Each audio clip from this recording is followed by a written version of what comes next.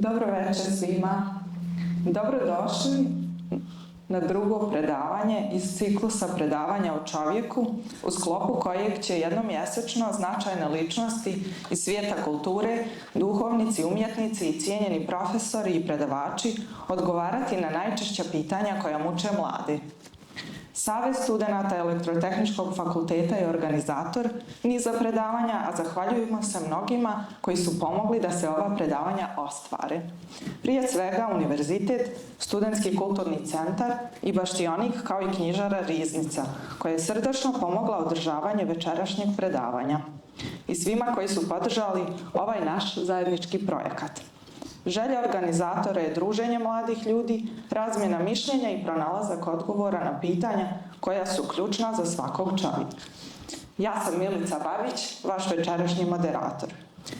Prije mjesec dana smo sa ocem Teofilom iz manastira Osovica razgovarali o smislu života, a sada na temu odnos čovjeka prema drugima kroz odnos prema sebi govorit će nam Dušan Blagojević, poznati kao Blago za dušu. Kao što je to i običaj, čućemo par riječi o našem večerašnjem gostu. Dušan Blagojević je student doktorskih studija prava, kao i psihoterapeut na edukaciji. Diplomirao je na Pravnom fakultetu Univerziteta u Beogradu, nakon toga se zaposlio na Kriminalističko-policijskom univerzitetu u Beogradu, gdje završava specijalističke studije.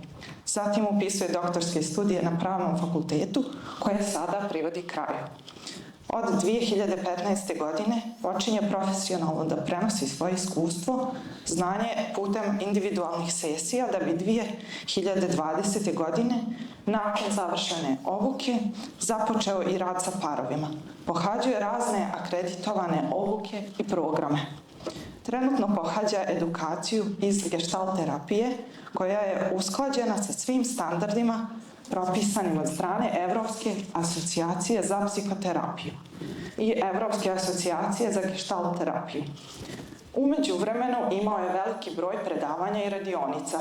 Pisao je za nekoliko domaćih časopisa kao što je Sensa.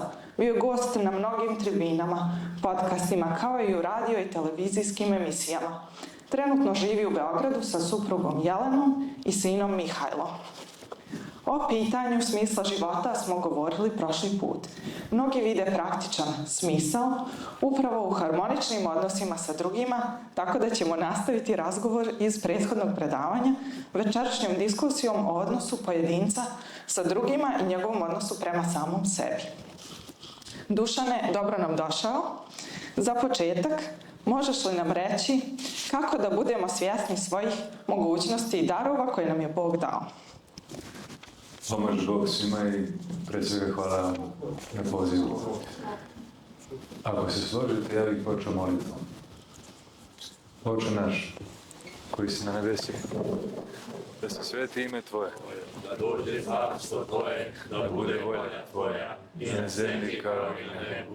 Hljeb naš nasušni daj nam danas i oprosti nam dugove naše, kao što i mi opraštamo dužnicima svojim, i ne uvedi nas u iskušenje, no izbavi nas za zloga.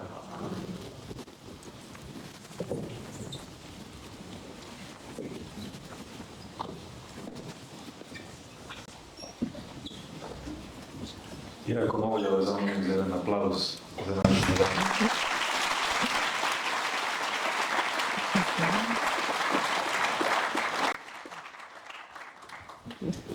Hvala. Sad, spomenuo si da bi volio da pročitaš jedan tekst namijenjen posebno studentima, pošto pretpostavljamo da mnoge studente, kao i mene i ranije, i muči pitanje ostvarivanja svojih darova i potencijala. Da li smo izabrali dobar put, dobre studije i kako da se pronađemo u tome? Hvala. Intuicija je sveti poklon, dok je razum verni sluga. Stvorili smo društvo koje veliča slugu, a zaboravilo na poklon. Albert Einstein. Dragi moji, htio bih večeras da podelim sa vama dve istinite priče. Priče koje su jako utjecale na moj život i koje su me oblikovale. Da nije njih bilo, ni ja ne bi bio danas sa vama. Prva priča se desila pred nekih 15 godina.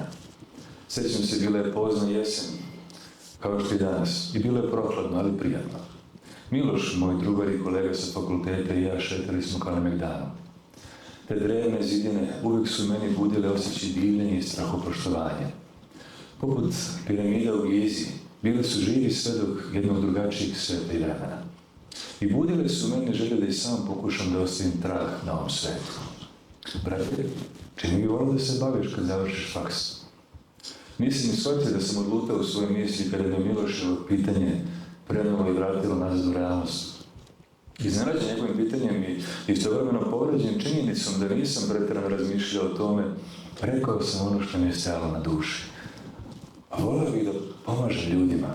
Da pomažeš ljudima? Začuđeno pitao Miloš.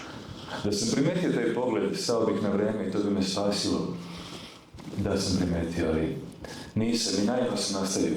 Da, brate, volio bih da motivišem ljude, da ih pokrenem, da ih probudim, da im pomognem da shvateš suštinu života.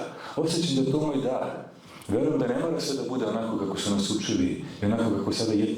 Nisam ni stigao da završim rečenicu kada je njegov smeh prekinuo i u sekundi otreznio. Da li si ti ozbiljan? Ne, Dušan, reci mi da se šališ. Kakav crni dar? Pa znaš li ti uopšte šta je život i gde mi živimo? Računica je jednostavna.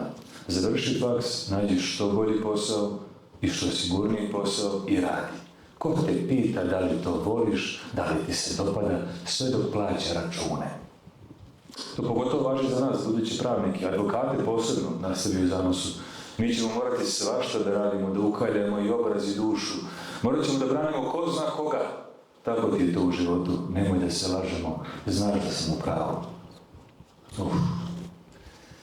Te reči su me pogodile.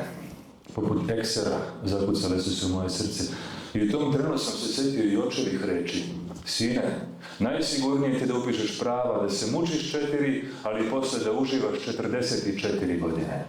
To ti je sigurna, tražena profesija, imat ćeš para i bit ćeš uspešan. Mani se svojih maštanja o boljem svetu, tvoje psihologije i tvog pisanja. Dule, gdje si, brate? Tebi pričam. Nisam želeo da zvučim grubo. To je realnost, tako funkcioniše svet. Pusti te bajke o smislu i daru. Vreme je da se probudimo i odrastemo. Dobronamjerno je dodao Miloš. Da, valjda si u pravu. Vreme je promrljao sam. I vreme je prošlo. A ja sam se probudio. Odustao sam od sanjarenja i razmišljanja o daru i potragi za smislom. Završio sam pravni fakultet. Zaposlio se u Naučno-istraživačkom centru Kriminalističkog policijskog univerziteta. Upisao specijalističke studije i sve je bilo sjajno. Sve je bilo super. Pravi primjer perspektivnog mladog čovjeka koji je uskočio u voz uspeha. Iz daleka, moj život je bio prelepo naslikana slika, savršena za pokazivanje. U raskošni papir umotan paket. Ali samo ja sam znao da je platno sa te slike počelo da truli, a da je taj paket iznutra bio prazan. Da, u očima drugih bio sam uspešan. I da, u većini poređenja izlazio sam kao pobednik.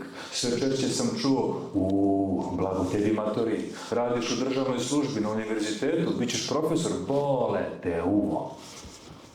Međutim, umjesto da me boli uvo, počela da me boli duša. Ona praznina u meni postajala sve veće i veće.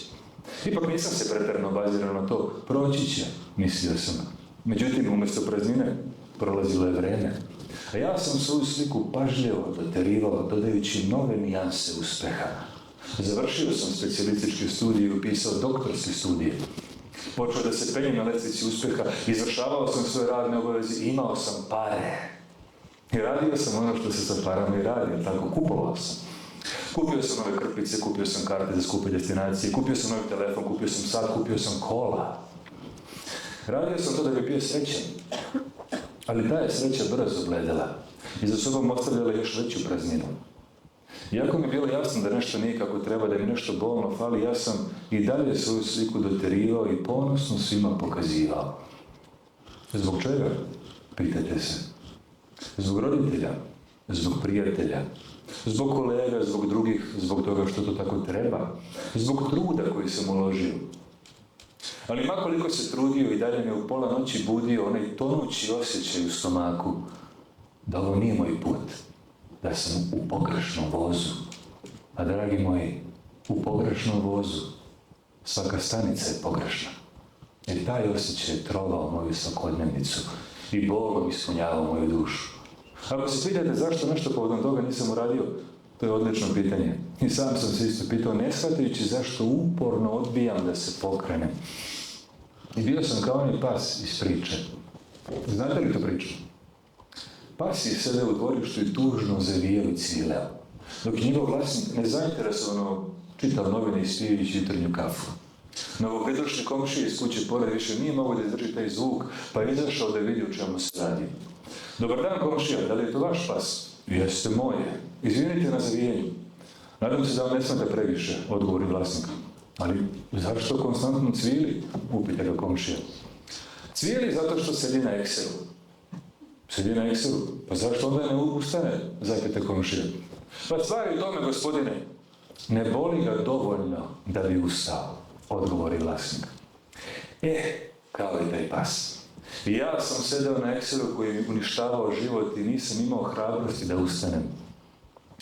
Bio sam kao ona žaba koja se polako kuva u loncu. Može da iskoči svakoga trenutka, ali odlaže i odlaže. I zato što je njena sposobnost prilagođavanja tolika, na kraju završi živa kuvana. To sam bio ja. Bilo mi je dovoljno loše da ne budem srećan, ali nedovoljno loše da uradim nešto povodom toga. I ko zna koliko bih tužno cvilao i puštao da mi život u patnji prolazi, da se nije desilo sljedeće. Tu dolazimo do ove druge priče. Kuc, kuc. Dobar dan, profesore. Uđi, Dušane. Ti, kako sam čuo, želiš da budeš moj asistent? Pa, voleo bih, profesore, odgovorih. Koliko sam mogu da vidim iz tvoje biografije, završio si pravni fakultet univerziteta u Beogradu. Onda si završio specijalističke studije kod nas na univerzitetu, a sada si na doktorskim studijama pravnog fakulteta u Nišu, je li tako? Tako je, profesore, odgovorih. Reci mi, Dušana, jesi li možda čitao Hobbesa, Locka, Hegela, Rousseaua ili Platona? Upitao me. Nisam želeo da lažem, pa sam odgovorio. Upoznat sam sa time, profesore, onoliko koliko bi bilo potrebno da se položi ispit. Zlostutni osmeh zaigrao na licu mog profesora i u tom trenu mi je bilo jasno zašto sam imao loš osjećaj povodom ovoga. Aha, pa vidiš, Dušane. Ja sam završio pravni fakultet univerziteta u Beogradu. Onda sam upisao magistarske studije na pravnom fakultetu univerziteta u Beogradu. A nakon toga i doktorske studije na pravnom fakultetu univerziteta u Beogradu. Da li ti to nešto govori, Dušane? Upita me profesor. Da imaš neki kompleks u vezi Beograda, pomislih u sebi, ali nisam to rekao. Ne bih znao, profesore, odgovor. Pa trebalo bi da ti kaže, Dušan, da je to pravi put. Put kojim jedan mladi asistent treba da krene. Zaustio sam nešto da kažem, ali on je bio u zanosu. A te knjige, Dušane, jedan budući asistent je trebalo sve da pročita, da ih nosi sa sobom i na more, da postane jedno sa njima, da ih čita svakoga dana i da im se vraća kao staroj ljubavi. A vidiš, ti to nisi radio i to bi samo po sebi trebalo da ti kaže nešto. Razumem, profesor, ali možda nije kasno, možda mogu da ih pročitam, možda mogu da naučim. Ne, Dušane, kasno je sad. Nisi ti za ovo. Žao mi je. Doviđenja. Ovaj ekser je zakucan duboko. Ovaj ekser je zaboleo. Ali mi je probudio i pokrenuo. I voleo bih da mogu da vam kažem da sam znao šta ću i kako ću dalje. Voleo bih da mogu da se pohvalim da sam bio hrabar i siguran, da sam bio kao stena i da sam imao savršen plan. Voleo bih, ali ne mogu jer to nije istina. Istina je da nisam znao ni ko sam, ni gde sam. Istina je da nisam znao ni da li ću da preživim, samo sam znao da ovako više ne želim da živim. I čudno je to, dragi moji, što duže živiš tuđe snove i želje, to si dalje od samoga sebe. A što si dalje od sebe, to više povređuješ sebe. I to si dalje od svog srca i svoje svrhe. Tada sam shvatio da one noći na Kalemegdanu sam ranio samoga sebe. I to je ono što me godinama bolelo. I znate šta je bio problem? Ta rana je bila duhovne prirode. A moj problem je bio što sam pokušavao da lečim materijalnim sredstvima. ne shvatajući da se duhovno leči duhovnim. Toliko sam slušao druge ljude i živio po njihovim očekivanjima i predstavama uspeha, da nisam čuo jedini glas koji mogu da me spasi. To je onaj unutrašnji glasić koji svako od nas ima. Onaj koji ti nepogrešivo govori šta je za tebe i šta bi trebalo da radiš. Carl Jung je verovao da naša srca znaju odgovor i govorio da treba da naučimo da slušamo taj unutrašnji glas koji nam govori da li smo na pravom životnom putu ili ne. Arhimandrit Rafael Karelin je često govorio da je ljudsko srce velika tajna. U srcu je izvor života i smrti, pričao je on. U srcu se sumira čitav život čoveka i svoje iskustvo njegove duše. Ništa se u životu ne dešava što ne ostavlja posljedice, sve ostavlja pečat. Zapečaćen nevidljivim slovima na sjećanju srca. A car Solomon je pisao, više od svega čuvaj svoje srce jer je u njemu izvor života. Stoga treba neprekidno čistiti srce od greha pokajanjem i molitvom, da mrtve vode koje ističu iz ada ne bi u njemu našle svoj vlastiti bazen. U tome je ležao razlog moje nesreće i praznine. Živio sam u raspeću razuma i srca ovom prvom, dajući prednost. Zapostavio sam svoje srce, zapustio ga i pustio korovu greha da ga obavije. Tvrdoglavo sam odbijao da siđem ovde. Da poželim da ga očistim i dopustim da se Gospod u njega useli. Jer Bog se ne može naći ni u bezdanima zemlje, ni u kosmičnom prostranstvu. On se javlja i otkriva sebe čoveku samo u dubinama njegova srca. Te večeri sam se u suzama pomolio i tada se ponovo javio onaj unutrašnji glasić koji sam godinama pokušavao da utišam i odbijao da poslušam. Jer tek kad čovjek utiša sve spoljašnje glasove, onaj pravi može da se javi. Taj glasić mi je sve vreme govorio, taj posao nije za tebe, to mesto nije za tebe, taj život nije za tebe. Prestani da živiš tuđe snove i tuđe definicije uspeha, potraži svoju. Tada sam po prvi put počeo da se pitam šta je to uspeh za mene. I shvatio sam da uspeh nije brojka koju juriš ili status koji stičeš. Uspeh nije ono što si uradio u poređenju sa nečim što je uradio neko drugi. To nije uspeh, to je takmičenje. Uspeh je ono što si uradio u poređenju sa onim za što si stvoren da uradiš. Shvatio sam da je uspeh zapravo ispunjenje tvog zadatka i svrhe na ovom svetu i da svrha definiše uspeh. A svrha je, zar ne, razlog zbog koje je neka stvar stvorena. Violina koja stoji na zidu kao eksponat i ukras jeste prelepa, ali nije uspešna. Svrha violina jeste da proizvede ton, da učestvuje u stvaranju simfonije. Oduzmi joj ton, oduzet ćeš joj svrhu. Okačena na zid, ona jeste prelepa, ali nije uspešna, jer ne ispunjava svoju svrhu. Zato što svrha definiše uspeh. Uspeh nije cilj koji ćeš da ostvariš, uspeh je radost koju sebi nosiš. Zato, dragi moji, sam se pored svih svojih uspeha ja osjećao neuspešno. Zato sam se i pored svih materijalnih stvari osjećao prazno. Jedan od najvećih uzroka moje patnje bio moj posao. Postao sam pokorni robotić koji je išao tamo gdje je sigurno i udobno, koji je birao poželjno i radio besmislene stvari trudeći se da ispuni zadatu formu. A unutra se osjećao mrtvo i prazno i zarobljeno.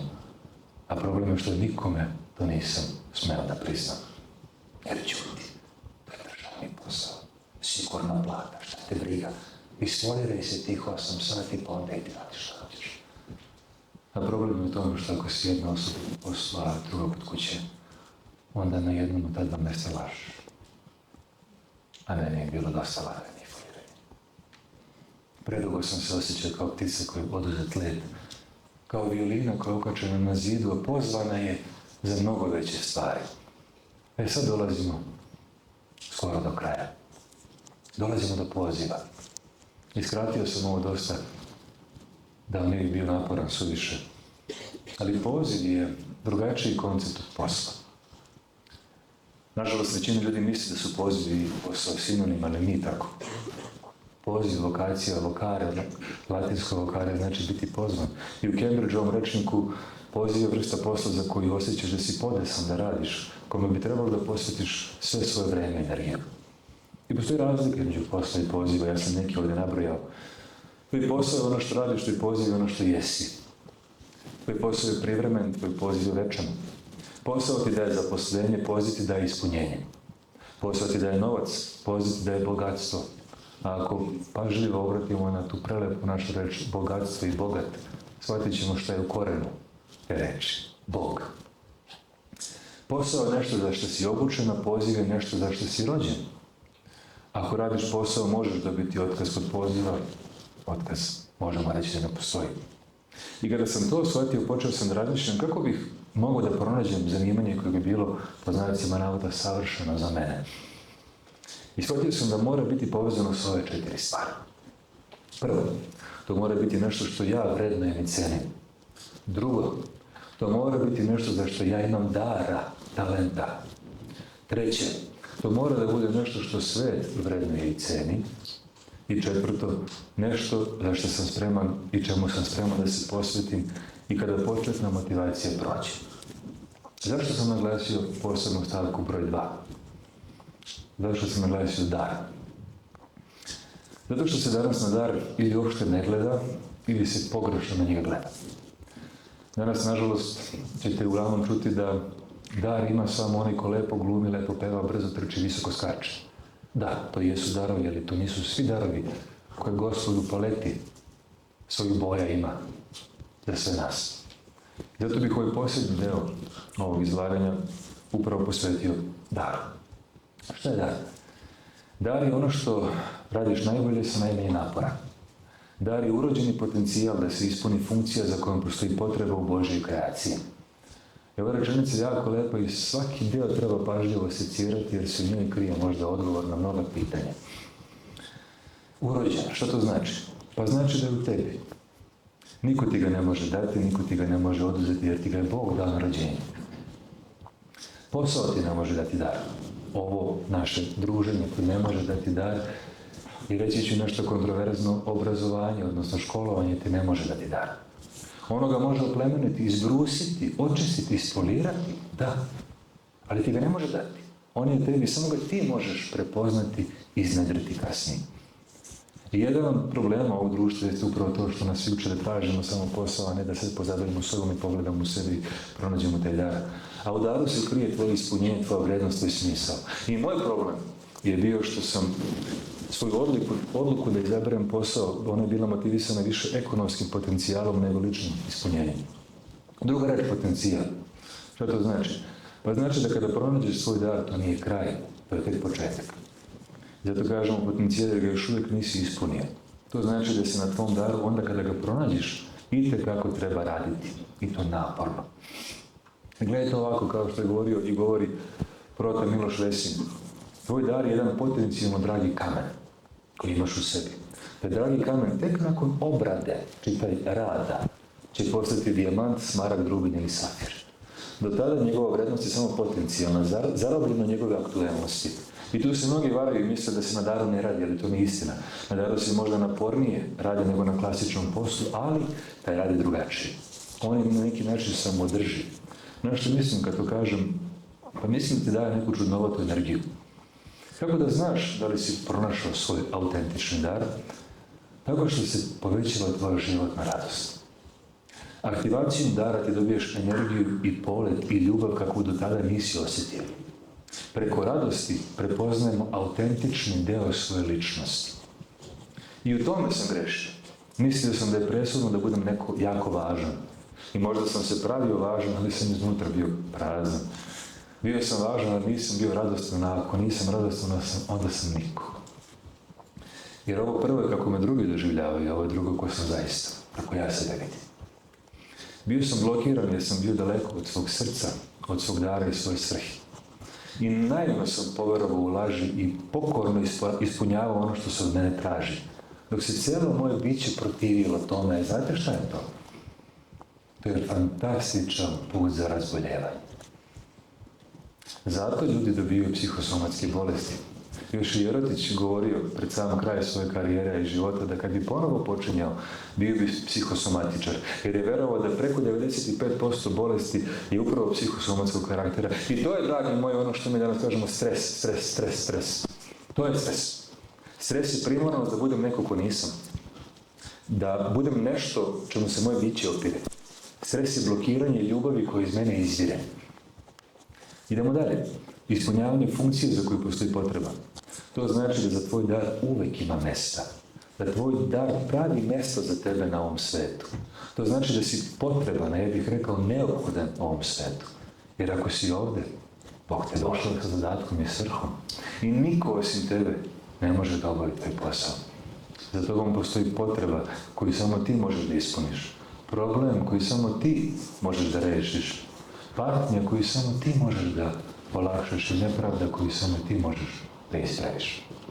I na ovu filozofiju se snažno oslanja Jung, koji tvrdi da mnogi problemi savremenog čovjeka su prouzrokovani progresivnim otuđenjem čovjeka od njegove instinktivne osnove. Stoga ću pokušati da završim ovo izlaganje upravo njegovim rečima. Ko gleda s polja, sanja. Ko gleda unutra, budi se. Dragi moji, umjesto što stalno nešto tražimo i gledamo izvan sebe, hajde da zastanemo i zagledamo se u sebe. I kao onaj dobri i vredni sluga iz Evanđelja, koji je od svog gospodara dobio talenat, odnosno dar, ali ga nije u zemlju zakopao, nego na njemu vredno radio, da bi ga umnožio i svom gospodaru vratio. Tako i mi, tako i ti. Budi siguran da si dobio i dobila svoj dar. Da si došla i došao na ovu zemlju zato što je ovoj zemlji nešto trebalo od tebe. A da je Bog to sakrio u tebi. Ti si paket koji je poslat na zemlju da bi nama isporučio ono što nam treba. I zato umjesto što gledamo u budućnost, hajde da pogledamo u sebe. I ako pronađeš u sebi taj potencijalno dragi kamen, radi na njemu. Glancaj ga, brusi ga, poliraj ga, sve dok ne zasija punim sjajem. Dok ne postane sve ono što treba da postane. Imaš obavezu to da uradiš, da oslobodiš sve što u sebi nosiš. Dugo je što svoje generacije i generacijama koje dolaze. Dugo je što nama, dugo je što sebi. Hvala vam.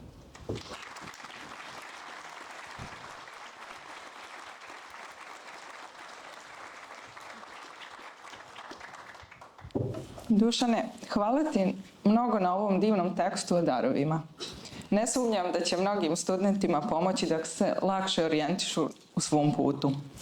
U Evanđelju čujemo: ljubi bližnjega svoga kao samoga sebe. A u Jovanovoj poslanici se kaže: ko ne voli brata koga vidi, kako će Boga koga ne vidi? Možemo li voljeti druge, a da ne volimo sebe, ili Boga ako ne volimo druge? Odlično pitanje. Mislim da Sveti Avgustin je rekao: ljubi Boga pa radi što hoćeš. I tu dolazimo do te dve osnovne zapovesti. Ljubi Gospoda Boga svoga svim srcem svojim, svim umom svojim, svom snagom svojom i ljubi bližnjega kao sebe sama. Nema prave ljubavi bez zdrave ljubavi prema sebi. I tu mnogo grešimo ako to ne shvatamo. A kako ćemo mi voljeti sebe ako sebe ne zavolimo onako kako nas Gospod voli? Dakle, prvi taj pravi izvor ljubavi u Gospodu. I ako ja nemam izgrađen odnos sa Gospodom i ako shvatim da ga nemam, ne krnem da ga izgrađujem i ne smijem da zaboravim da je odnos sa Gospodom pre svega lični odnos. Gospod nije teorija, Gospod nije apstrakcija, Gospod je ličnost koja je za svakoga od nas posebna, jedinstvena, drugačija, kao što smo mi posebni, jedinstveni, drugačiji. I sad, kako da gradimo taj odnos? Kroz molitvu. Sad mnogi će se pitati kako da se ja molim pored ovoliko notifikacija, pored obaveza, pored porodice. I tu onda još jedan, ajde kažemo, mali problem na ovaj problem, što možda pogrešno posmatramo i samu tu molitvu. Apostol Pavle, mislim da je rekao, kaže, molite se dušom bez prestanka. Kako se to da radimo? A možemo. Ja mislim da možemo. Ja mislim da i ovo naše druženje večeras može biti molitva. Ako ja u ovo uđem svim srcem, ovo može biti molitva. Ako zamislim da je Gospod ovdje pored mene i da me Gospod gleda, to može biti molitva. Svaki udah može biti molitva. Svako okretanje brojanice jeste molitva. Svaki osmeh prolazniku na ulici jeste molitva. Svako dobro delo, propuštanje u saobraćaju može biti molitva. Ako tako priđemo i Gospodu i vjeri i životu svome, onda već možemo da kažemo da se češće molimo, onda kada mi zaiskamo Gospoda i pružimo ruku onoliko koliko je do nas, jer njegova je uvijek pružena. Kad pogledamo, ali tako, on je uvijek rukom ka nama i čeka nas. Kao da govori, ej, pa vi bez mene ne možete. A nema veze to što sam ja Bog, što sam vas stvorio, želim zajednicu, želim odnos ljubavi, živi odnos ljubavi. Kada pređemo taj put, shvatimo šta je zapravo ljubav. Da ljubav nije samo lepršavo osjećanje u stomaku kada smo zaljubljeni. Ljubav nije samo kada mi neko dobro čini. Da je ljubav i žrtva. Da je ljubav i spremnost da se oprosti. Da je ljubav i spremnost da se zagrize jezik, ili tako kad hoću da nekoga rečima povredim. Da je sve to ljubav. I ako shvatim koliko Bog mene voli, koliko je imao prilika da me uništi, ima i razloga za to, zbog mojih nedela, jel tako, i grehova. I kad shvatim da sam i dalje tu i otkrijem tu iskru njegove ljubavi u sebi, taj izvor u sebi, onda imam priliku da zavolim sebe upravo tako. Prevaziši svoje telesne nedostatke, jer mnogo nam je teško, pogotovo kad smo mladi, pogledamo se gledamo kao, pa šta da volim na sebi? Šta kad mi smeta nos, kad mi smetaju moje krive noge, kad mi smeta to što mucam i tako dalje? Kako da volim sebe? Sve ovo nam pomaže da prevaziđemo, da nadiđemo to i da onda kada otkrijemo tu ljubav, pravu ljubav, Božju ljubav u sebi, tom ljubavi zavolimo bližnje. Ali opet, ni to se neće desiti ako ne vodimo računa o sebi. I tu vrlo često grešimo ne znajući, nemajući granice, zdrave granice. A zdrave granice su osnov svakog zdravog odnosa, jer to sam davno čuo tu rečenicu, jako često ponavljam i znači mi. Wayne Dyer je rekao, kaže, ako ne budeš bio sposoban da kažeš ne u odnosu, na kraju ćeš biti prinuđen da kažeš ne tom odnosu. Dakle, taj odnos će biti toliko nepodnošljiv za tebe. I vladika Emilijan Grk, koji je sad u Australiji, je rekao jednu frazu koja meni odmah mi se zapečatila, kaže, šta je granica? Kaže, unifying distance. Distanca koja ujedinjuje. Distanca koja je sazdana iz mog poštovanja i samopoštovanja i tvog poštovanja i samopoštovanja i upravo se tu srećemo ti i ja. Spremni da sagledamo i sebe, ali i one preko puta nas. I tu se onda gubi uopšte, kako ti kažem, povod za osuđivanje koje nam smeta da se zavolimo. Nadam se da sam uspio da ti makar malo... Hvala. Kako možemo znati da je naš odnos prema drugima ispravan i na koji način možemo uočiti neke greške? Pa rekao bih, bez drugoga nikako. To nam treba drugih. I zato se i u našem hrišćanstvu toliko i priča o zajednici. Da nema sreće bez Boga i drugoga. Da je sama reč sreća nastala od sretanja, sretenja. Sretati, jel tako, da ja u tom živom susretu, licem k licu, zapravo mogu da vidim kakav sam i mogu da vidim da li grešim.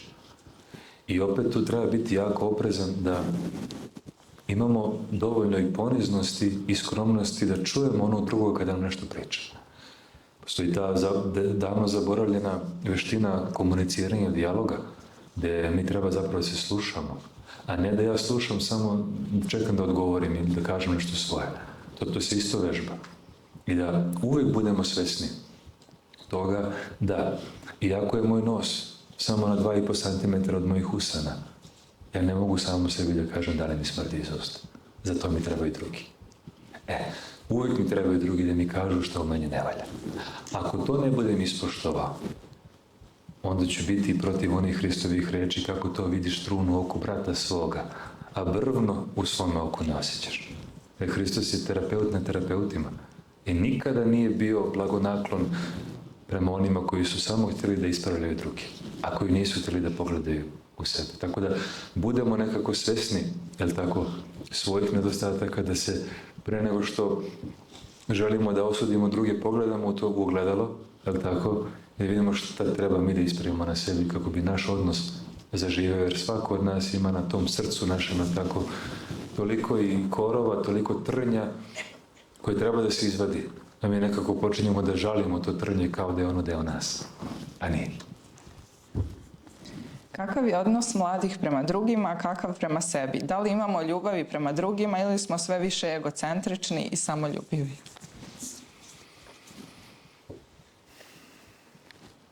budući da su ovdje mladi, ne mogu da dozvolim sebi da ih osudim bilo kako. Moram da kažem da je njima mnogo teže nego što je nama bilo.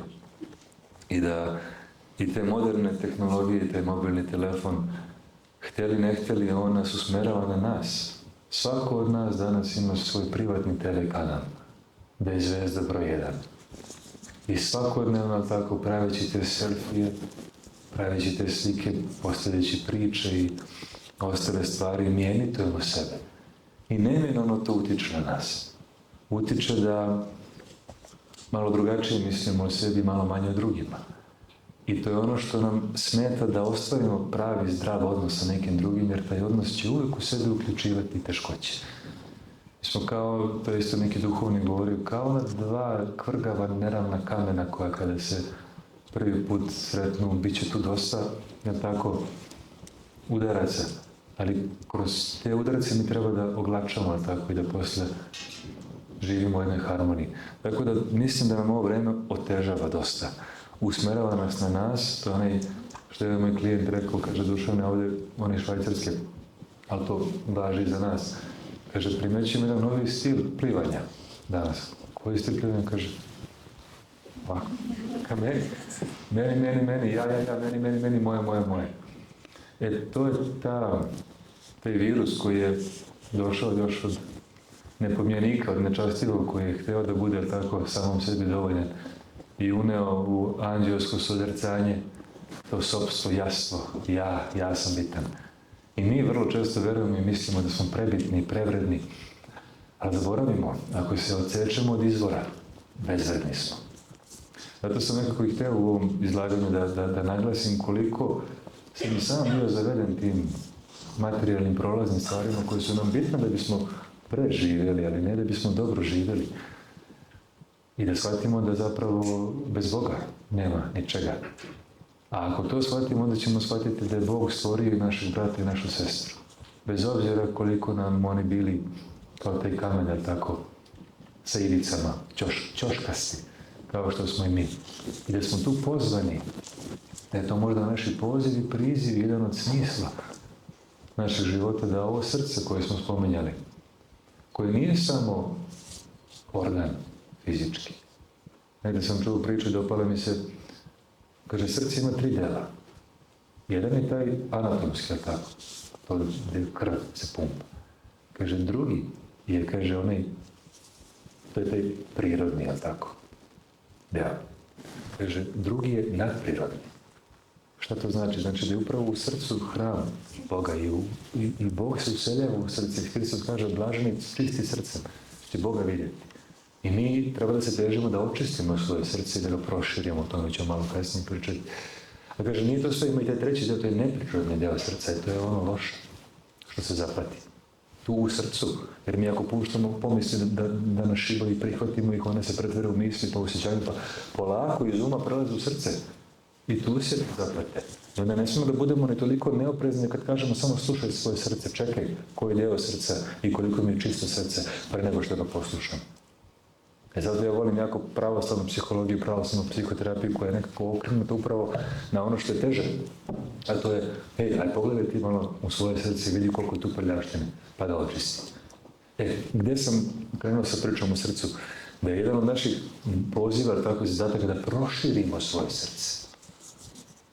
Da bi u njega stali ne samo članovi uže porodice i sutra moja žena ili tvoj muž, deca, nego ceo svijet. Ako Bog da i vaseljenja cijela. Daj mi, Hriste, ruke koje bi mogu da zagrlim cijelu vasionu kao što i ti grliš, a ja ne mogu ti sve. Tu negdje se gubimo. Što možda nedovoljno razmišljamo o ovim stvarima i idemo tom linijom manjeg otpora i onda kada bude problem u nekoj vezi, lakše mi da prekinem, jer ova moderna kultura zabavljanja nas više uči kako da raskidamo i prebolimo, nego kako da se u vezama trudimo da ne dođe do raskida. I kako da pogledamo u sebe, skoro sam shvatio da koji god video klip snimim, koji je usmeren na manipulator i narcise, ti koji su najgledaniji. Nekako uvek na druge. A hoću da snimim klip kako da prepoznam manipulatora u sebi, što je na primjer teže. Spominjao si društvene mreže. Kako one utiču na naše odnose sa bližnjima, naročito sa roditeljima i supružnicima, time što nam prikazuju idealizovanu sliku života? Kaži nam neke savjete kako da gradimo zdrave odnose zasnovane na razumijevanju i realnosti. Prvo da ograničimo te mreže. Evo sad počinje post i danas nije razrešeno tako, ali kao zvanično od sutra. I jedan od mojih zadataka tokom posta jeste da ograničim se boravak upravo na tim mrežama, zato što čovjek se nesvjesno upoređuje se. A poređenje je pljačkaš radosti. I nekako i te svoje svakodnevnicu i one najsvetije trenutke mi hoćemo da prenesemo na taj telefon i na tu mrežu i ne shvatamo da nam upravo zbog toga oni prolaze. Prolaze pored nas. To sam probao ove godine kada sam bio na moru da ne koristim telefon. Sad problem kod mene jeste što sam, to mi je palo na pamet, kao alkoholičar koji je prigodno zaposlen kao degustator vina. Pa ima priliku da gucne tu i tamo, a zapravo alkoholičar. Tako ja, moj posao je vezan za Instagram i onda se ja kao pravdam. I kad sam otišao na more, rekao sam sebi, ne, zakazat ćeš sve objave unapred i ućiš samo dnevno možda 10-15 minuta. I shvatio sam da je ovo odmor koji mi je najviše prijao, da sam svjestan svega, još sam dao sebi još dodatan zadatak, piše dnevnik, vodi dnevnik. Skoro da sam sve bitne trenutke zapamtio i sad su mi u živom sećanju. Jedan od tih trenutaka jeste kad smo se vraćali s jednog izleta, kolima smo se vozili duž obale i stali smo na jednom mjestu, jednoj uzbrdici, izašli iz kola i vidjeli najljepši mogući zalazak sunca koji smo ikada vidjeli. Stali i počeli da se divimo tom zalasku sunca, da uživamo u njemu. Da je moja supruga rekla, kaže, Pile, viš ti ovo, koliko smo para potrošili danas, a najljepša stvar je bila potpuno besplatna. To je ono što nam beži.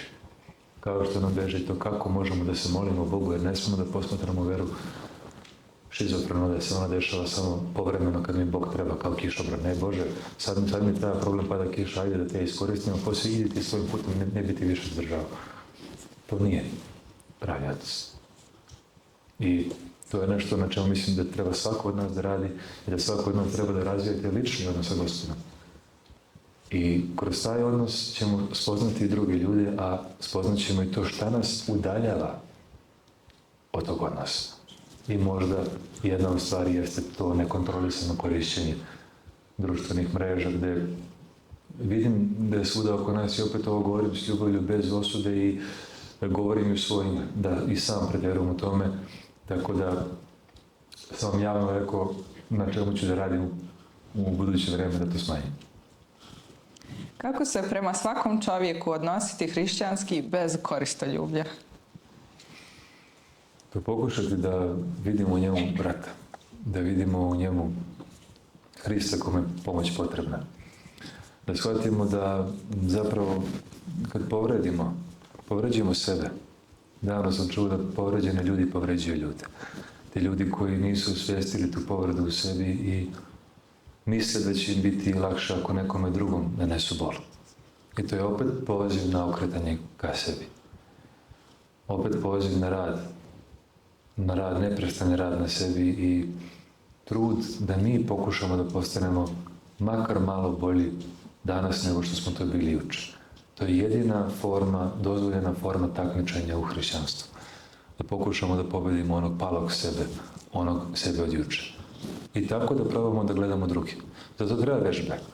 Zato treba vežbe i zato su možda i dobro ovakva okupljanja i sabranja da pričamo o tome malo drugačije. Da li je negativan odnos čovjeka prema samom sebi uzrokovan nedostatkom povjerenja u Boga? I da li se kao posljedica toga javljaju depresija, anksioznost i ostale duševne bolesti o kojima se jako mnogo priča u posljednje vrijeme i na društvenim mrežama i ovako? Pa jeste. Kako kaže sama reč, postoji vera u Boga. Negdje ja sam svjestan na nekom nivou da Bog postoji. Da je stvorio ovaj svet, imena u njemu. Postoji vera, a postoji poverenje. Šta to znači? Poveriti se. Sami sebi, jedni drugi, sav život svoj Hristu Bogu predajmo. To je to predavanje.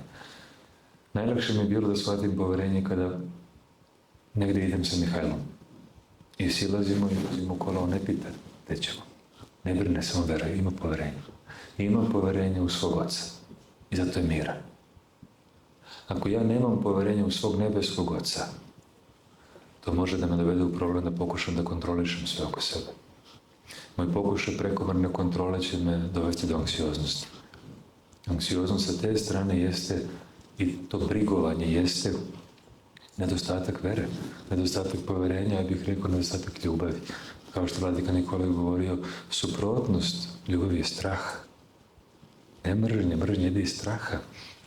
I zapravo ojačavanjem u veri, ta savršena vera izgoni strah. I ako hoćeš da vidiš kolika ti je vera, a ti vidi kolika ti je briga. Isto Nikole, što veća briga, je li tako, to manja vera i obrnuto. Tako da tu bismo trebali da tražimo jedno od rješenja svog života, da probamo da verujemo, da imamo povjerenje, da shvatimo šta je to pod mojom kontrolom, jako mali broj stvari. Mogu možda da kontrolišem to što ću reći. Kažem možda, jer vrlo često iz nas izađe nešto što, odakle to meni. Misli ja ne bih pokušao da kontrolišem, pogotovo tu u pravoslavlju se pravi velika i jako lepa razlika koju ostale možda, kako da kažem, i delatnosti ne podrazumevaju, odnosno ne znaju, to je razlika između pomisli i misli. Nije isto. Pomisli, kažu sveti oci, nisu naše. To su predlozi koje mogu doći sa one dobre i sa one loše strane. I u tome je jedina moć đavola da nam predlaže stvari, je li tako? Sad mi ako prihvatimo to, ako smo nesvjesni, ako to ne znamo, onda ćemo da otvorimo vrata svoga uma, je li tako? I počet ćemo da razmatramo to, onda će ono polako da postane deo nas. Ne daj Bože ako se spusti u srce, je li tako? Tako da to je nešto isto čega bi trebalo da budemo svjesni, da ne možemo kontrolisati misli, a da vrlo često veliki problemi nas, odnosno naša iskušenja bivaju u tome što hoćemo da kontrolišemo te misli. Pogotovo kada krenu ti neki, neću kažem napadi, panike, ali kada bude strašno, kada bude teško. Tada bi trebalo da se usmerimo ka Gospodu. Ne znam ko je rekao, kaže, ne pokušavaj tada da razgovaraš sa samim sobom, ništa pametno nećeš čuti. Razgovaraj sa Gospodom. I tu nam pomaže koncentracija, odnosno fokusiranost, tako, na Gospodu i nekako predavanje njemu. Znam, ja ako ne mogu da kontrolišem to, kakva je situacija u saobraćaju u Banja Luci, ali tako i to, ako možda kasnije, šta mogu da radim? Mogu da se nerviram, ali tako, i da upropastim i sebi i vama, da, ali mogu da se prekrastim, kažem, Gospode, neka bude kako bude. Ja ću dati sve od sebe, to je isto nešto drugo, ne treba sad odemo i tu u krajnost, da kažem, ja imam sutra ispit, Bože, uči umjesto mene. Mislim da to nije dobro. Ja treba da dam svoj trud, tako, jer Carstvo nebesko se silom zadobija. Silom mog truda. Svetitelji su jako ambiciozni ljudi. Je li tako? Znači, ambicija nije loša samo po sebi. Ali je važno da vidimo, da postavimo prave ciljeve i prioritete i da idemo ka tomu. Dobro. Šta da uradimo kada nas strah od odbacivanja sprečava da budemo otvoreni i iskreni u odnosima?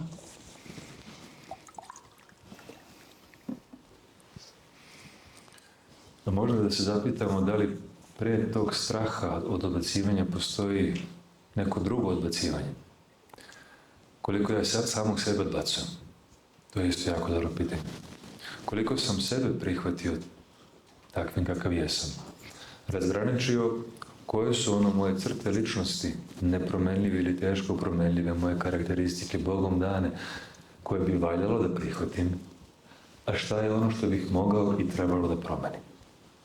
Onda kada se pozabavim tim i malo upoznam sebe, jer kako mogu voljeti nešto ili nekog koga ne poznajem, a koliko sebe poznajem? To je drevna mudrost zapisana još pred 2000 i kusur godina na antičkom proročištu u Delfima. Gnoti se u tom, spoznaj sebe. Ono što kaže Balašević, kad potražim put u središte sebe, staze bivaju tešnije i tešnije. I tešnije i strašnije. To je ono mjesto gdje je onaj najjači mrak, je tako? To je ona pećina u kojoj se najviše plašim da uđem, a koja krije moje blago. To je, mislim, ona priča metaforična kada su vitezovi okruglog stola čuli da je nađen putir, sveti putir, je tako? Hristovi izašli su iz tog dvorca, ispred dvorca bila šuma, ogromna šuma. I kaže, krenuli su, svako je krenuo potrebu za putirom. Ovo je metafora. Kaže, svako je morao da uđe u šumu na mjesto koje je njemu bilo najstrašnije. To je njemu naglašeno. Svako od nas tačno zna šta ga tišti, šta ga plaši, šta izbjegava. I vrlo često te stvari koje su u nama loše, na njih su nam skretali pažnju roditelji, prijatelji, pa smo mi, ne vez, mogu da begam. I onda kad dođemo u neku takvu vezu kao što je bračna ili ljubavna, to je malo teže razvezati se, odvezati se, pobeći. Ali opet tvoj partner ti govori, ne valja. Tu je taj tvoj dvig, trud. Da ga poslušaš, da ga pogledaš u oči, kažeš, ok, radit ću na ovom. Izborit ću se s ovim pomocima. Tako da to može jako da nam pomogne. Da objasnimo sebi neke stvari, da osvestimo te neke rane iz prošlosti. Spomenuo sam roditelje s razlogom. Negde ne postoje savršeni roditelji sa našeg Oca Nebeskog.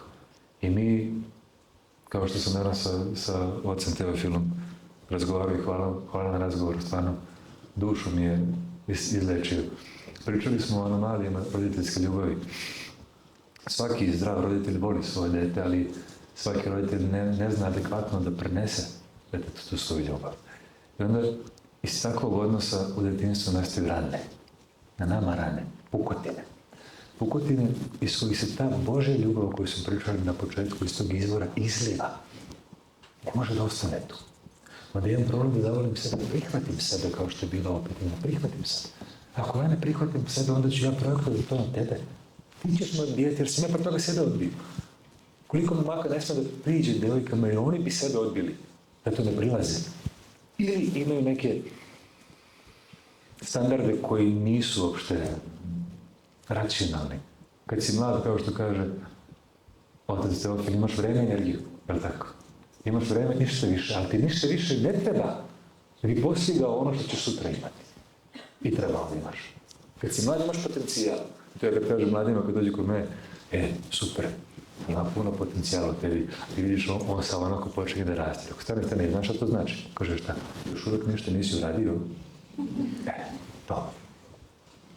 Znači, da probamo da osvestimo te rane iz prošlosti, svako od nas ima. Da ih osvestimo, da vidimo gde to, iz kojih to rupa, pukotina u meni ističe Božja ljubav. I da probamo to da zakrpimo, jer ako to ne zakrpimo, ponovo ćemo pogrešno birati u ljubavi.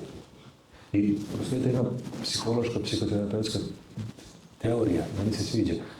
Kaže da izbor bračnog partnera nikada nije slučajan, nikada nije besmislen, bez obzira koliko mi toga nismo svesni. Izbor je svestan ili nesvestan, odnosno po znacima navoda koliko svesno biramo.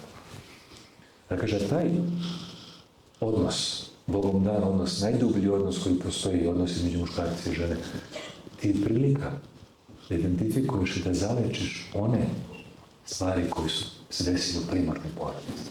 Jer ta osoba će ti najviše, da kažemo, okidati, trigerovati, jel tako? Kogod je od vas u vezi zna o čemu pričam ili u braku. Jel tako? Tačno zna gdje da bocne. Jel tako? I ti onda vidiš čoveče koliko nemam strpljenja.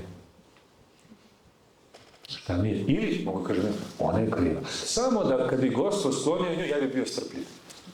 Evo, ne ide tako. To je ono što kažu kao, kako Gospod daje strpljenje? Kad se moliš za strpljenje, kaže, ne dođe Gospodi, ne uliti špricom 285 ml strpljenja koji ti trebaju. Nego su da ti odmah da priliku da ga vežbaš. Dođeš u poštu, red, 10 metara. Evo ti vežbi strpljenje. Tako pristupiti sebi, pogotovo sad kad je post. To nam je idealna prilika, slava Bogu, pa se vidimo baš danas. Pristupiti sebi i vidjeti gdje to postoje neke stvari koje se ponavljaju. I tako onda upoznati sebe, prihvatiti sebe i vidjet ćemo da će biti mnogo lakše kada treba da priđemo drugima. Vidjet ćemo da onda se mnogo manje bojimo te svoje nesavršenosti, jer smo osvestili, odbacili smo tu taj perfekcionizam koji uopšte ništa nije pozitivno i prihvatili tu nesavršenost. I počeli da gledamo druge. Onim očima, dakle smo počeli da gledamo sebe. A to su oči ljubavi i prihvatanja. Jer onaj ko puno sudi drugima, on zapravo i sebi sudi. To je ogledalo moje slike. Jeste moje slike prema sebi, jeste moje ponašanje prema tebi. Spominjao si postavljanje ispravnih granica u odnosima, pa bih voljela da o tome još malo porazgovaramo. Kada treba staviti potrebe drugih ispred svojih potreba, a kada povući granicu? I kako znati da se za nekoga vrijedi žrtvovati, a kada to prelazi u iskorištavanje? Vodio bih se time šta je to korisno, duše korisno za mene i za drugu stranu. To može biti, pazite, nema ovdje gotovih rješenja i svaka situacija je jako individualna, jako teško pričati generalizovano uopšteno, ali mislim da to nije loš način da se posmatra situacija, jer u nekoj situaciji moje trpljenje neće biti na korist. Jer tako, rasuđivanje, svetogorci rasuđivanje stavljaju na jako visoko mjesto vrlina. Nekada smirenje neće biti ni korisno. Meni samo prošlo kroz glavu ona situacija kada je Sveti Nikola ošamario koga veže? Arija, tako je. Eto, u toj situaciji to trebalo se desiti. U nekoj situaciji ni trpljenje neće biti na korist. Recimo, ako ja budem trpeo nečije nasilničko ponašanje, nečije zlostavljanje, ja ću u sebi vremenom razvijati mržnju, rezigniranost, bes koji će prerasti u gnev. I time ću škoditi svojoj duši, a on će biti u grehu i dalje. Znači, ja time ne koristim ni sebi, ni njemu, ni svojoj, ni njegovoj duši. Tu treba postaviti granice. Granice, Gospod, kad je stvarao zemlju, stvarao se granicama. A prva granica u zabeleženom razgovoru u Edenskom vrtu je tako, gospodari, radi sve što hoćeš, ali nemoj jesti sa drveta poznanja dobra i zla. Granica. Ali granica ne zbog, kako da kažem, osionosti Božje i sebičnosti Božje, nego zbog zaštite. Naše srce nije bilo predodređeno da prolazi kroz ovo. A šta je zapravo plod drveta poznanja dobra i zla? Pa ovo što mi slušamo, što se dešava, što se desilo u Novom Sadu pre nekoliko dana. To je taj osjećaj, to je ta borba, to je ta rastrzanost između dobra i zla, koja nas ubija. Dakle, i ta granica je bila zaštitne prirode. Ima jedan eksperiment kad su decu pustili, malo decu, koja su puzala, kad su ih pustili u jedan brisani prostor, neograničen zidovima, one su od straha ostala tu gdje jesu. A kad su ih pustili u ograničen prostor, polako su počela da opipavaju i da idu. Znači, granice su nam neophodne da postoji u zdravom odnosu. I roditelji kada vas pitaju djecu, njihova jedna od osnovnih funkcija jeste da po znacima navoda frustriraju svoju djecu u granicama koje ćete im postaviti, što zbog zaštite, ili tako, ako krene ka utikaču, treba da ga srećem ka novodu, ka rinju, ili tako, ka pegli, ali i kasnije, da ih pripreme za svet, da ih pripreme da budu samostalni u svetu koji neće baš biti toliko blagonaklon. To je isto naša roditeljska, ili tako, zadatak. Isto tako, moramo biti svjesni svojih granica jer nas je Gospod stvorio ograničene i vremenom i energijom i pameću, jel tako? I ne mogu ga dozvoljavati da se toliko široko prostrem da više me nema ni za koga, odnosno za sebe. Ako nisam dobar sebi, ne mogu biti dobar vama. Da se nisam dobro naspavao, jel tako? Kakav bi bio večeras? Ne tako dobar. Tako da moramo negdje biti svjesni i tih granica koje mi imamo. Postoje određene vrste granica, možemo pričati o njima ako vam to bude bilo od značaja nekih 5 vrsti koje možemo da identifikujemo i da ih postavimo što sebi, što drugima, ali mislim da je važno da shvatimo da jesmo ograničeni, da ne možemo sve i da zapravo mi postavljamo granice u odnosu da bi taj odnos trajao. Kao što ako sam alergičan na neki lek, na neku hranu, moja odgovornost je da kažem to u restoranu, ili kod lekara, je li tako? Tako je naša odgovornost kada ulazimo u vezu, da kažemo, vidi, ja ne tolerišem nasilje, nikakve vrste. Prvi put, ako se neko prodere na mene, ja ustajem i izlazim iz sobe. To je granica, tako? Hoću poštovanje, to je granica. Hoću vernost, to je granica koju ja ne prelazim. Granice se mogu posmatrati na taj način. I neophodno su da postoje da bi odnos živeo i disao, ima prostora za to. Došli smo i do posljednjeg pitanja za večeras, pa bih vas zamolila da razmislite ako imate svojih pitanja, jer ćemo imati vremena za nekoliko. I zamolila bih da se upale svjetla, da mogu lakše da vidim studente koji se javljaju sa pitanjama. Hvala puno. Dušane, kako da riješimo konflikte na ispravan način i u kojoj mjeri je opraštanje važno za građenje dobrih odnosa? Učitelju, koliko puta da oprosti? 7 puta. Ne, 7 puta, 70 puta. Opraštati uvek, opraštati svima, opraštati sve. Sad se mnogi onako zgranu kad to kažem, ja duboko verujem u to. Zato što oprostiti negde znači ljubavlju prekriti nečiji greh, kako je uči vladika Nikolaj, ali pomoći sebi. Ako ne praštam, onda dopuštam da sirće mržnje bude u mojoj duši, kako je patrijarh Pavle govorio, sirće, kaže, izjeda flašu u kojoj stoji. To je ta mržnja, to je nepraštanje, to je zamerenje, to je zlopamćenje. Sada, oprostiti ne znači nastaviti odnos. To je jako važno spomenuti. Opraštanje je kao dezinfekcija. Kad se posečete, kad imate ranu, prva stvar kad odete u bolnicu, mora da se ta rana dezinfikuje. Nemoj da dezinfikuješ, jer njemu neću da oprostim. Pa umrećeš ako mu ne oprostiš, bit će sepse. Ne može tako. Mora da se dezinfikuje. Ostane posle oželja da te podsjeća na nešto, da te nauči. Možda sam u nekoj vezi bio naivan, možda nisam gledao da treba da gledam i bolji račun. To bi trebalo da me podsjeti da imam neku, pamet kasnije. Ali uvek oprostiti. Sada, da li ćemo nastaviti odnos, to zavisi od druge strane. U smislu da su potrebni da se steknu neki uslovi. S druge strane, da bi taj odnos bio nastavljen. Šta to može da bude? Pa pokajanje. Pokajanje je tek posebna tema. Pokajanje je metanoja, preumljenje. Još Jerotić razlikovao kajati se, raskajati se i pokajati se.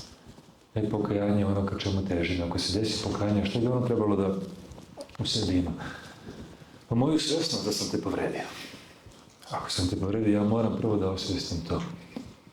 Da možda ovdje malo obučem tvoje cipele i shvatim kako tebi bilo. Da probam da te razumem. Jer ako ne znam da sam te povredio, šta me sprečava kad povredim sljedeći put isto ili gore?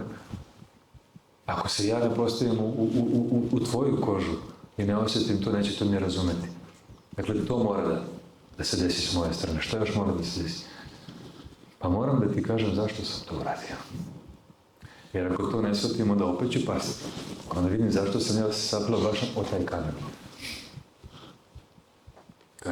Kaže stara kineska posljedica, samo glup čovjek se sapletio isti kamen 2 puta. Moram da osvjestim to, tako. I šta je još za mene bitno da bi nekome oprostio? Da ti kažem kako to sljedeći put neću raditi. Što znači da sam otišao toliko daleko i shvatio da, iskušenje će biti, kako ću sljedeći put odreagovati da ne padne u to kamen. To tebi onda daje neku nadu, da sam ja možda stvarno promislio da sam poželao da se promenim i naravno da ti pošto svojim ponašanjem to i dokaže, ima šta kaže. Najbolje izvini je promjena ponašanja. Delima. Samo dela ljubavi ostaje. A ako te volim, onda delima da ti to pokažem iznova i neće me mrzeti. Neću. Ostaću istrajno o tome, znajući koliko sam te povredio i koliko mi ti značiš kao osoba. To su neki preduslovi koji bi trebalo da se steknu da bismo mi sa nekim nastavili odnos. I na tom odnosu, posle povrede, sad zavisi kakva je povreda, treba raditi, ali tako i treba taj odnos iznova graditi. Ali, opet, taj koji je polomio nešto, pa na njemu je makar malo veća odgovornost da to popravi, zar ne? Tako da, tu bih ja pravio razliku između oprostiti uvek, rekli smo, i sebe radi. Ali, kad je nastavak odnosa u pitanju, to je dvosmerna ulica, svaki odnos je dvosmerna ulica. Pa i Gospod, ako vidite kako se ponašao do raspeća i nakon raspeća. Do raspeća je on išao, propovedao, išao i kod fariseja u sinagogi, pričao svima. I dozvolio da se desi sve ono što se dozvolio, ali poslije javljaju se odabranima. Samo onima koji su ga htjeli. Nije išao poslije kod fariseja i kaže, pa vidite me, ja sam vaskrsao, šta je sad? Ne. Znači, to da imamo nekako na umu i kada praštamo i kada odlučujemo da li da se neki nastavimo odnos. Hvala ti. Molim vas sada javljajte se ko ima pitanja, ja ću prozivati pojedinačno i ponavljat ću pitanja da bi bila snimljena, da ne šaljemo mikrofon od ruke do ruke u ulici. Ima li pitanja?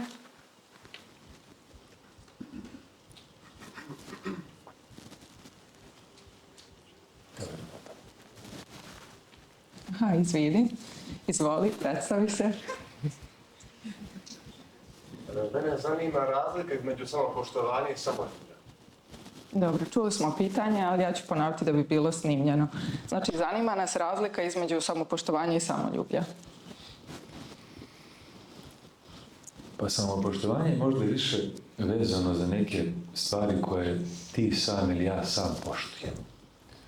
Recimo, radom na govorništvu koje sam poštujem, vežbanjem govorničke veštine, suočavanjem sa strahovima od javnog nastupa, možda sam vremenom uspio da izgradim neku vrstu samopoštovanja, ali tako kada pričam. Samoljublje bi negdje bilo pogrešan način da volim sebe. Da volim pogrešne delove sebe, ne priznajući svoju suštinu, odnosno šta je izvor te ljubavi, zanemarivajući Gospoda. Voleti sebe radi. Voleti sebe tela radi. Voleti sebe ili ljubiti sebe zbog nekih stvari koje su mi date, ali tako ne shvatajući ko mi ih je dao. Za zanemarivanje Gospoda, isključivanje Gospoda iz te priče, za okruživanje sebe. To bismo možda mogli lepo da kažemo, zaokruživati sebe, da ja više nemam zapravo kontakt, ni sa kim nemam taj dijaloški kontakt koji mi je jako važan ni sa tobom. Zašto? Zbog toga što sam pun sebe. To se mi nekako jako dobro mi palo na pamet kada sam bio mlađi i kada sam imao toliko sumnji, toliko i strahova i svega. I davno sam došao do te vežbice, sad nemam papir, možda ćeš mi ti pozajmiti papir samo jedan da ilustrujem to. S jedne strane napišeš koje su tvoje slabosti, tvoje mane. Napišeš, sa druge strane napišeš koje su tvoje vrline i na čemu si ponosan. I onda staviš ovako i gledaš u tu stranu gdje su mane. I ja stavim ovako i gledam u svoje mane. Koliko vi sada imate osjećaj da ste sa mnom u kontaktu? Koliko možete da mi vidite izraz lica? Malo. Je tako? Ili možemo da obrnemo. Ovo su moje vrline. Evo, ista priča. Gubi se odnos. To je ta opterećenost sobom. Da ja treba u našem odnosu da sve ovo što je kao mislim o sebi spustim sa strane, da njoj i da se usmerim na tebe. To će mi mnogo pomoći i da zavolim sebe i da shvatim koliko je to neko moje mišljenje o sebi važno u ovom trenutku. Nije važno. Ono što je meni sada važno jeste da se što iskrenije pojavim i da dam sve od sebe. A jedino ja mogu da znam koliko sam dao. Da li sam dao 89% ili 92%. I to je jedino mjerilo mog uspeha danas. Nadam se da sam uspio da ti makar malo odgovorim. Da li imamo još pitanja? Izvoli. Odnos sa roditeljima. Kako kada nas stišće i guši taj odnos, kako da se nosimo sa time, pošto ipak su to ljudi koji su nas donijeli na ovaj svijet ili, na primjer, braća, sestre, članovi porodice. Dobro, ovdje je pitanje naš odnos sa roditeljima, kako da se on ispravnije postavi, kako da se mi postavimo u tom odnosu kada nas guši ili stišće. Prije svega sa poštovanjem. To je oče tako peta Božja, koja je jedina koja ima obećanje, tako, da dugo i dobro živiš na zemlji. To je jako važno. Prije svega sa poštovanjem, možda možemo da pričamo i o onom poštovanju koji ujedinjuje. Shvatiti da postoji tu i sukob generacija, postoji tu jedno normalno nerazumevanje koje će biti tu. Ali ponašati se sa poštovanjem i ponašati se sa ljubavlju. Ima jedan termin u pravoslavnoj psihoterapiji koji se zove usinoviti roditelj. Meni je bio jako zanimljiv. I mi treba nekako svojom zrelošću da uzrastamo i da vremenom, to mi je sigurno poznato, mnogi stariji ljudi kao da se podetinje, kao da vremenom postoji kao deca. I mi smo nekako pozvani ne više da ih gledamo samo i strogo kao roditelje, nego kao i prijatelje, a možda čak kasnije kao svoju decu. Jer to će nas malo odvojiti od tog zavisničkog odnosa gdje smo mi kao oni mali ptići u gnezdu kada mama dođe, samo razjepimo usta i samo čekamo nešto da probamo da uspemo. Što je možda nekada bilo. Sad se taj odnos transformiše. Pogotovo kada mi zasnujemo porodicu i kada mi postanemo roditelji. Mnogo bolje razumemo kako su roditelji, tako naš Otac Nebeski. Meni je to iskustvo roditeljstva najviše mi je pomoglo da shvatim koliko Bog mene trpi. Koliko Bog mene trpi, koliko Bog mene voli i koliko sam mu nekada bio dosadan. I onda bolje razumiješ i svoje roditelje, onda imaš više zahvalnosti za svog oca. Ja sam imao taj trnoviti put i sa mojim ocem koji je večeras ovdje i hvala mu što je tu i bilo je tu i teški trenutak i nerazumevanja, ali opet shvatiš da je Gospod blagoizvoleo da upravo oni budu tvoji roditelji. I da je jedan od tvojih životnih zadataka da shvatiš zašto su ove tvoje roditelji. Tako. I da onaj, to mi kažemo na terapiji, onaj koji dođe ima odgovornost. A ja ću se ovdje baciti na tebe, onaj koji postavlja pitanje ima malo veću odgovornost u odnosu na onog koji ne dođe na terapiju i onog koji nema pojma da si nešto pitala. Što će reći da mi treba, koji smo malo u tom trenutku, to nas tišti, to nas boli, to nam je tema, da mi radimo i da vidimo kako se to mi ponašamo, ali tako i kako možemo da se potrudimo da taj odnos profunkcioniše, naravno, u isto vrijeme svjesni granice. Granice i tog poštovanja jer istine. Nekada mi roditelji, kako da kažem, zaspimo za volanom od rastanja našeg deteta. Znaš u kom smislu? Zaboravimo si i nastavimo da gledamo svoje dete, na primjer, u tom periodu kada je imalo 6 ili 10 godina. Ne sad reći da ispred nas stoji čovjek. Stoji jedna ličnost. I nastavljamo da imputiramo neke svoje introjekte njima, koji su neophodni da bi dete raslo, to su stvari koje mi učimo njih, jel tako?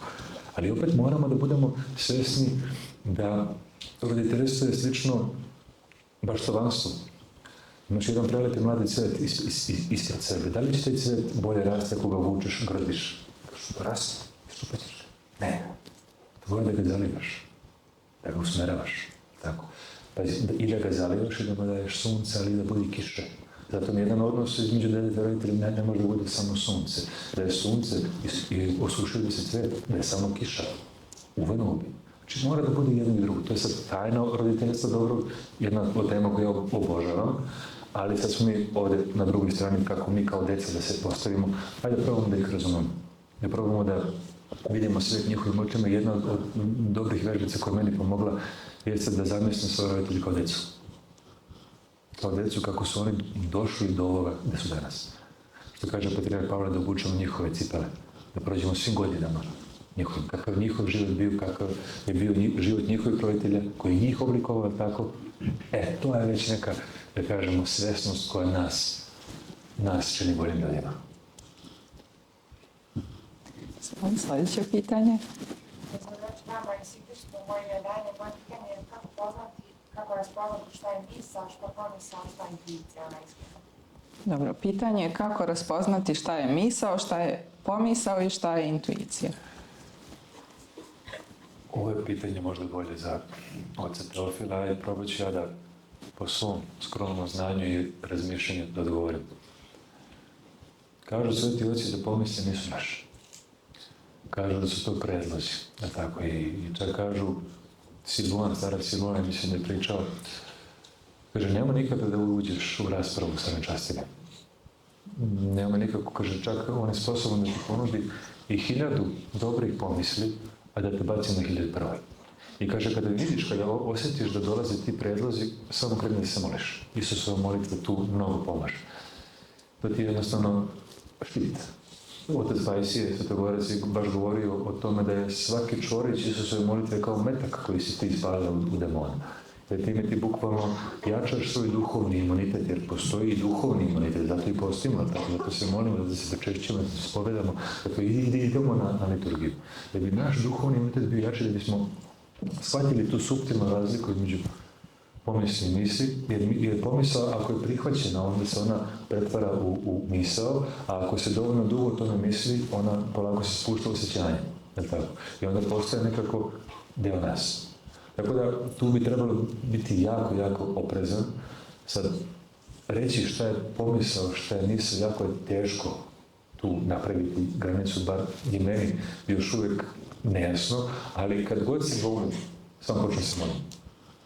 Samo počnem da se molim, a nekako kako bi mogli možda da razgraničavamo šta je dobro, šta je loše, to ću se opet pozvati na oca Pajsija koji je rekao dar Duha Svetoga, ljubav, radost, mir.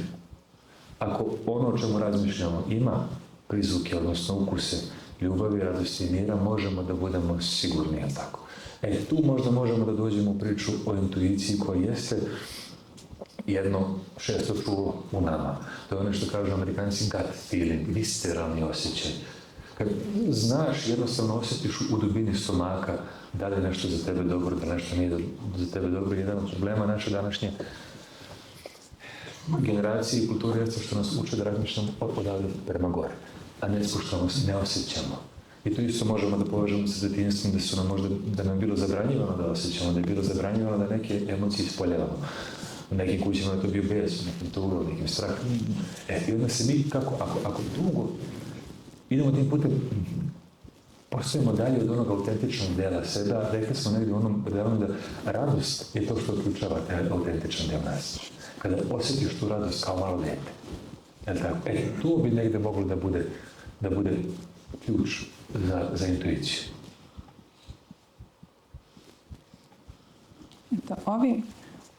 Dobro, još jedno pitanje, može i završavamo. Izvolite. Hvala, prije svega da postavim gospodina Ljušina i da ga pohvalim za večeras. Smatram da je jako važan današnjoj omladini.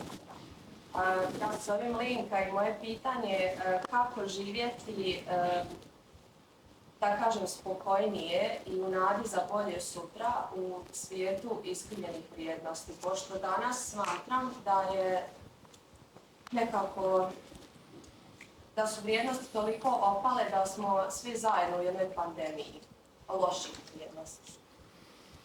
Dobro, ovo pitanje je bilo o vrijednostima. Kako da živimo spokojnije i smirenije u svijetu gdje su nam postavljene pogrešan sistem vrijednosti gdje nam je postavljen. Jeste, vrlo često mi pomislimo da je danas najgore vreme koje postoji, koje živimo i verujem da su sve generacije svih ljudi na svijetu verovali to. Pa sjetimo se samo Sodoma i Gomore, sjetimo se Korinta, jel tako? Bilo je stvarno teških situacija i ranije, pa Rimsko carstvo, kako su tamo bile vrijednosti, ali razumijem pitanje na mjestu. Svjesnost gdje živimo može da nam mnogo pomogne. To da shvatimo da nismo izolovani i odvojeni od sveta, da ne možemo graditi taj mali zid oko sebe misleći da ću ja napraviti svoj mikrosvet koji neće biti u kontaktu sa makrosvetom. Mikrosvet je deo makrosveta, ja treba da budem svjestan toga, ali treba da krenem upravo od sebe. Ajde da se ja potrudim da živim po svoj savjesti. Imam tu odgovornost, ali tako šta znači sama ta reč odgovornost? Biti sposoban da daš odgovor svoj savjesti, Gospoda, tako. Ako se samo držim toga i živim tako, to će mi već pomoći da možda se i malo krug ljudi oko mene promeni. Prije 15 godina, kad sam počeo, ni slutio nisam da će biti danas u ovoj sali. Ni slutio nisam da će biti toliko ljudi koji dele iste vrednosti kao ja. U istom svijetu u kojem živimo i vazduh i isti koji dišemo. Mislim da može. Nije lako, ali kad je pa bilo lako? Kakva su bila prva 3 veka hrišćanstva, gdje su se plašali da odu na liturgiju, nisu znali da će neko da ih kaže, odnosno da ih hapse i da ih ubijaju, tako? Pa je od 4. veka tako počelo da bude malo podnošljivije. Dakle, da budemo toga svjesni, se trudimo stvarno da budemo sol svijetu. Budemo sol i srce u svijetu. Mi koji su to, vi ste s razlogom ovdje. Svi ste ljudi s razlogom došli, da ne verujemo slučajnosti. I s razlogom si ti postavio ovo pitanje i na mjestu. Dakle, da budemo toga svjesni da ne očajavamo. Jer možda je ovo vreme baš tako da bi si mi pokazali. Možda smo baš ovdje da bismo shvatili šta mi možemo da uradimo drugačije. Kako ja mogu prema svom komšiji sutra od koga okrećem glavu da bude malo bolje. Pa nam kaže, dobar dan komšiji, pomaže Bog, kako mogu da pomogneš? Tako? Ili ona prodavačica u prodajnici koja me možda nervira. Vidim da je sljedeći put poklonjen osmeh. Tako. Živeći svoje radnosti. Ne previše, i to su pričali, to mi se mnogo dopalo u kolima, ne previše propovedati, tako, nego živjeti. Živjeti, to je i Viktor Frankl je rekao, ne postavlja čovjek pitanje smisla, nego život postavi čovjeku pitanje, čovjek odgovara kako? Svojim životom, svojom odgovornošću. On je dokazao da je u koncentracionom logoru u Auschwitzu i Dachau čovjek ima taj prostor slobodne volje. Stimulus, odgovor, nije ovako, nego je ovako. Slobodna volja. Ja mogu i tada u tim neljudskim uslovima da budem čovjek. Šta je govorio Petar Pavle? Budimo ljudi. Ajde budemo ljudi.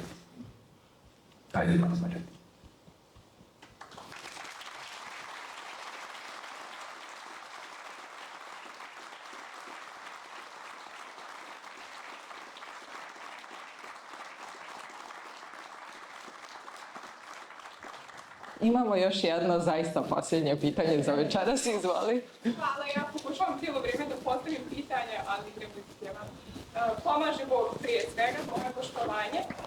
Moje ime je Tamara Stojanović i postavit ću pitanje kao student završne godine Pravnog fakulteta Univerziteta u Banjoj Luci. Zanima me iskreno šta mislite da li u pravničkoj profesiji, advokaturi, sudstvu, tužilaštvu ima dovoljno prostora za bogougodno djelovanje i za djelovanje po evanđelju, a kao član pravosudne zajednice. Hvala. Pitanje je da li u pravničkoj profesiji ima dovoljno prostora za djelovanje po evanđelju. Ima, u to duboko verujem i baš sam skoro, da ništa nije slučajno, skoro sam volim da slušam slovo ljubave. I skoro, možda prije nekoliko dana, neki gost je bio u njihovim jutarnjem programu, ja se nisam uključio od početka. I mnogo mi se dopala priča, čovjek se skoro vratio iz Rumunije, bio tamo da se pokloni svetinjama. Vidim čovjek u veri, baš u veri, priča lepo, smirno. Kad? Advokat. Beogradski advokat. I on je baš pričao o tome koliko se može i koliko on i pomagao i radio pro bono i stvarno verujem svaka profesija na ovoj zemaljskoj kugli, ako se radi pošteno, ako se radi Bogu ugodno, a to zavisi od nas, tako, bit će mjesto. Biće tu manifestacija tvoga dara, mila moja. I ti možeš svoj dar da podeliš svima. Tako da nemoj da brineš, siguran sam da ima mjesta. Dobro. Ovime završavamo program za večeras. Nadam se da su bar neke vaše nedoumice razjašnjene u vezi sa ovom neiscrpnom temom. Zahvalila bih se još jednom našem večerašnjem predavaču, kao i domaćinima u Studentskom kulturnom centru, univerzitetu, Baštioniku i knjižari Riznici. Iskoristila bih ovu priliku da vas pozovem na sljedeće predavanje u našem serijalu koje će se održati narednog mjeseca u srijedu 12. decembra. Predavač će biti profesorica Zorica Nikitović, redovan profesor na Filološkom fakultetu Univerziteta u Banjoj Luci na katedri za srbistiku. Ona će nam govoriti na temu da li je brak prevaziđena ustanova. To će biti i posljednje predavanje u ovom semestru, ali u narednom očekujte još zanimljivih gostiju i tema za razgovor. To je sve i vidimo se za 15 dana, a do tada budite bar malo bolji prema drugima i prema sebi.